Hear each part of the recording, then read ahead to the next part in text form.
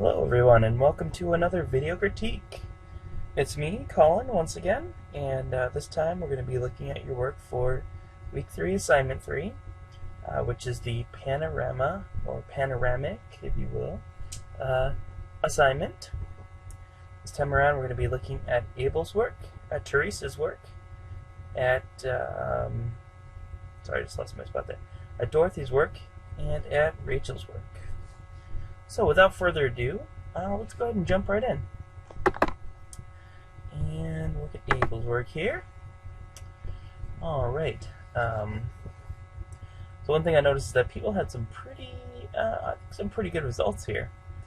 So let's go ahead and look at just the two individual ones. Or I guess they're not actually... Yeah, okay, so we have this one. And that one, which is slightly different, the same kind of idea. And then we have so the nature scene. Of the three of these, I think that this is the most successful right here. I think you get a pretty good sense of balance with this. Although I do actually like all three of them quite a bit. I'll go ahead and just zoom in on this a little bit more because I want to be able to see some more of the details in here.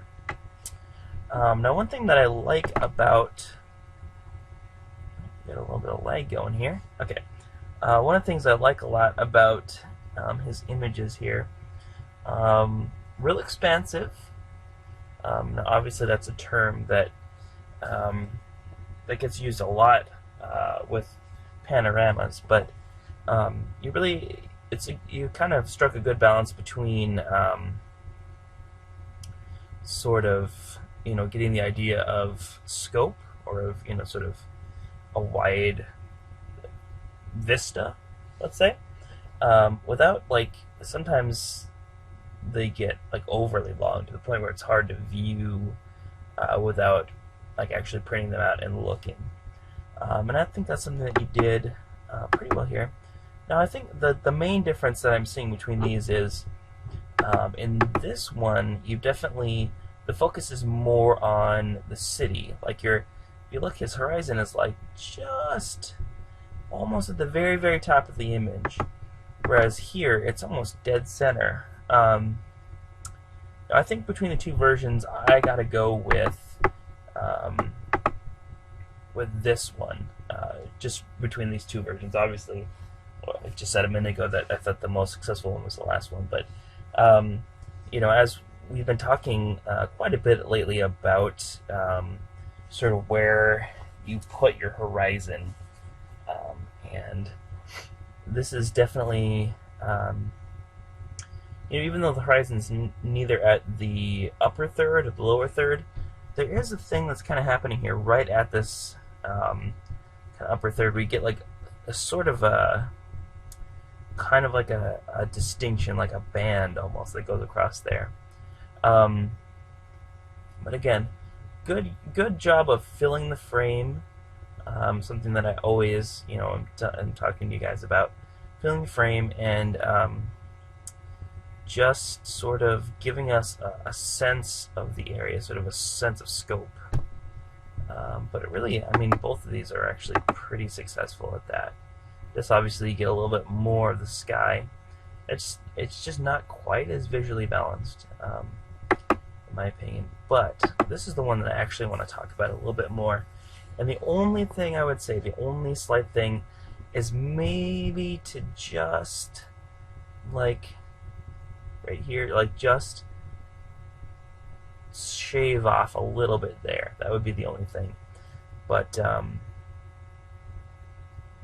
overall, it's really pretty strong, and I'm enjoying, like, just the way that this line sort of bisects it, kind of just this form that's created, it sort of, and obviously mirrored down there. Yeah, I just really think that formally looks really nice. And let's... Oh, did I not pull up the other one? Oh my goodness, I didn't, because you have another one, don't you? Alright, hold on 1 second here, guys. Let me go ahead and grab that. Alright, here it is here. So this is his, his panorama again here, with the, well, it's a sepia tone, but this looks more actually like a selenium tone. The sepia tone's more the yellowish brown. It's interesting because you definitely get less of that reflection. It kind of shows up a little bit less than it does in the other image. But again, because it's sort of, it's not exactly black and white, but it's, you might say, monochromatic. And so again, it does emphasize a lot of the texture. So I noticed this person fly fishing that I actually didn't notice before. I think of the different versions, this is probably the best. I think that actually turned out really nice. So yeah, nice work on that, Abel. Alright, so I'm going to try and keep these a little bit more brief. Oops. Here we go. Alright, I'm going to get back with it here in just a second. Yes. Alright, so up next, let's look at Teresa's images. And should be, close that. Okay. There we go. Still getting a little bit of lag, but that's fine. Alright, so, Teresa, very nice work on this. Now, in your thing, you were kind of talking about them looking visually similar. I mean, I guess there's a little bit of that. To me, what I'm really seeing here is more of a just sort of, you know, finding the spot that looks good for this sort of thing, and you know, just working it. I mean, there's nothing wrong with shooting images that are somewhat similar if you're sort of working through trying to find the best sort of way to put the image together. There's actually nothing wrong with that. So you can see, like, these are kind of similar, and then we got kind of a thing going here. It's funny because they're almost, a lot of them are like just miniature versions of the panorama right there. But let's go ahead and scroll down. We did some with the vertical and some with the horizontal. And then I actually thought that her final panorama that she came up with was pretty good. Alright, so here it is, the original one. I'm going to go ahead and zoom in on this a little bit. I actually like this quite a bit. There's like a bit of a sparseness. You have these sort of rocks, you have the water, and that's pretty much it. There's not like any vegetation or anything. But I actually thought that worked really well. So you have this sort of water that kind of functions as a negative space. You have the sky that sort of does the same thing, and then you have this really interesting textured rock. There's a lot of yellow in it, which, being the complement of blue, you know, sort of opposite on the color wheel, actually makes for a really pretty nice, visually pleasing image. So that's the original here, and then let's look at the selenium. And this, again, because this has a lot of texture and it has a lot of strong sort of formal elements to it, when you make it a monochromatic image like this, it really does emphasize those things. It emphasizes the form. It emphasizes a lot of sort of, you know, these textures that we're getting here that are really pretty nice. I'm just going to go ahead and move that up a little bit in the frame. Now, I thought that this turned out actually, yeah, like I said, pretty nice. You chose, I think, and a lot of people did this here, which I think is smart, is you chose, obviously, like a sort of landscape versus, like, I mean, I guess you could do something like this with a different kind of subject, but not only did you choose landscape, but you chose something where it has a lot of sort of horizontal movement through it. There's kind of a subtle thing that's happening here where these lines are sort of gently directing your eye back into the middle here, sort of like a a bit of a crisscross here, if you can imagine that. I actually found that to be, yeah, pretty effective. Overall, very successful. And even the thing is, like, so you have this, but you also even have like some other things up in here that could have easily have been, you know, you can see. I'm pretty sure that's the one that she ended up going with right there, because that's what looks like it. But even something like, you know, one of these, like that could have worked, or that could have worked. Like, so you did have some options here in terms of what, in terms of which one would be the final one. So nice, very nice. All right, up next, let's look at Dorothy's images. And okay, so these ones here. And let me go ahead and zoom in. These, if I recall, these were just slightly hard to see when zoomed in fully. But yeah, we're just sort of kind of getting a sense of what's happening here. That's a little bit interesting. It's always kind of like a puzzle. Oh, and there we go. So we have our first panorama there. Oh, yeah, that was our first, and then the second version here. So let's start with this. Pretty good visual balance. I think maybe the best part of the image is this. I like the way these boats are positioned. They're not 100% symmetrical, but they are visually pleasing. I feel like that part, something about the sort of scattered yet not entirely random feeling way that these are spaced out within there, is I think some of that's working. I feel like maybe, like, I don't know that there's much that you could have done here. This feels like it needs something in here. But again, like, what would you put there? You could maybe wait for a boat to sail through there, but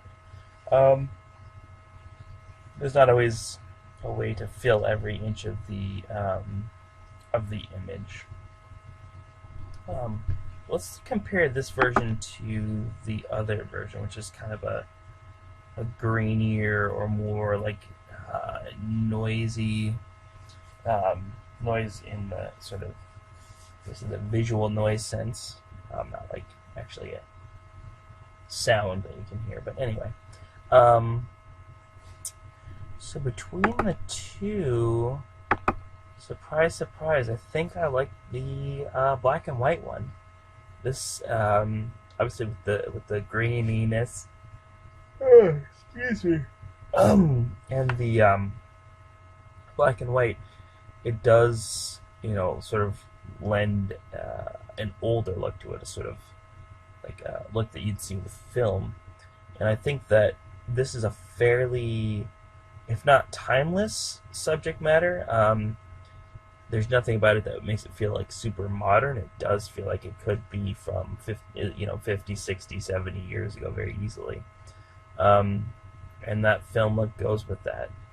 And again, you have the thing with the textures and with the formal stuff, that the shift to a monochromatic version highlights that stuff, and I feel like that's stuff that's working well in this image.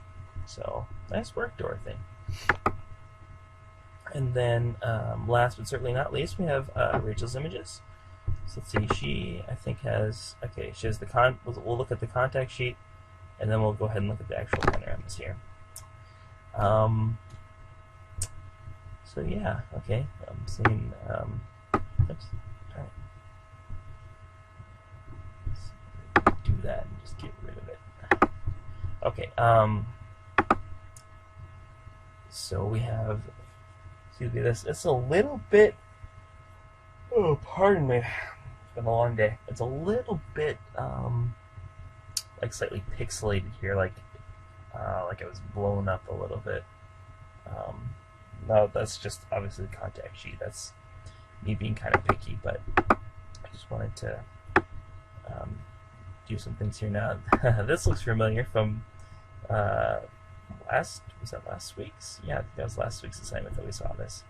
Um, so she ended up doing 3 different panoramas, and I'm gonna go ahead and just hop right over to those, and we'll take a look at what they look like. It's funny, it's like a jigsaw puzzle.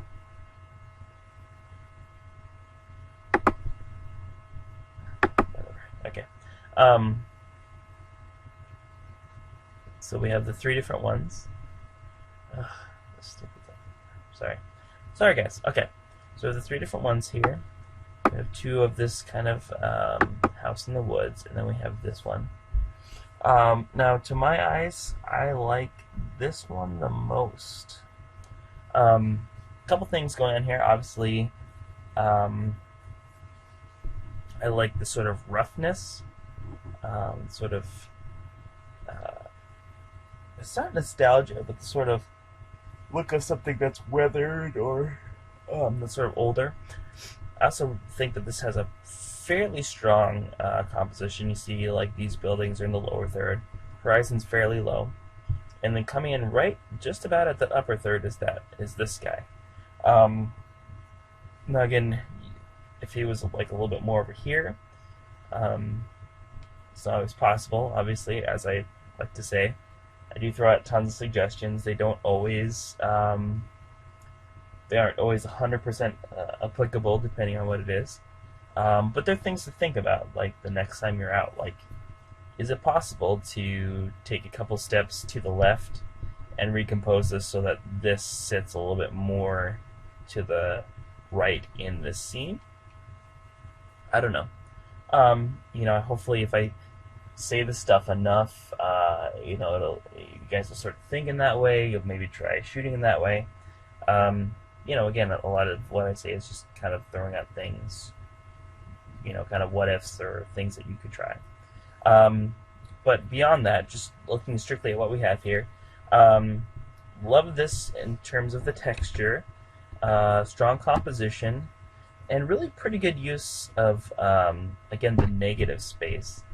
Like, there's something with this much sky, and it being that gray, the snow, obviously, with the tracks in it, and then this sort of textured, kind of rusty, dirty kind of look.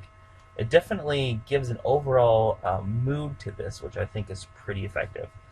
I also like the way that you sort of have some subtle things going here. There's sort of like a round thing here that's kind of shadowed in these round tracks here.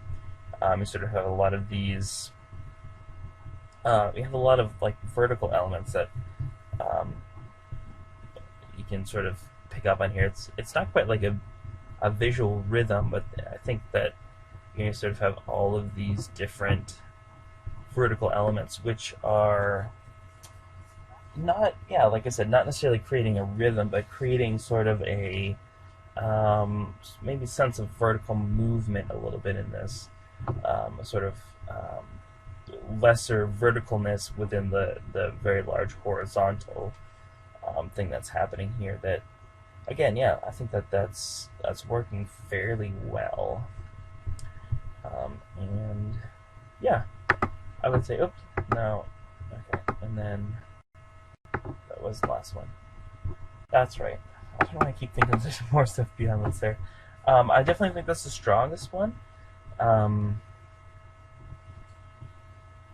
They went a slightly different direction. Usually people did 1 or 2 finished ones, and then they did them with the effects, whereas you kind of went combining multiple ones. I'm actually glad that you did do that, because I definitely think that this is the strongest one in the group. I'm down with that. Alright, so now we are at the end of this particular video critique. So now is the time, once again, where I give you a word or phrase that you will post in response to this to let me know that you watched the entire thing. This time around, the phrase that will let me know that you watched the entire video and therefore you'll get the full credit for the participation points, is going to be Lady Liberty, as in the Statue of Liberty, Lady Liberty. So yeah, go ahead and post that, and great job, guys, and I will talk to you again next week for our week 4 video critiques. Until then, keep on shooting.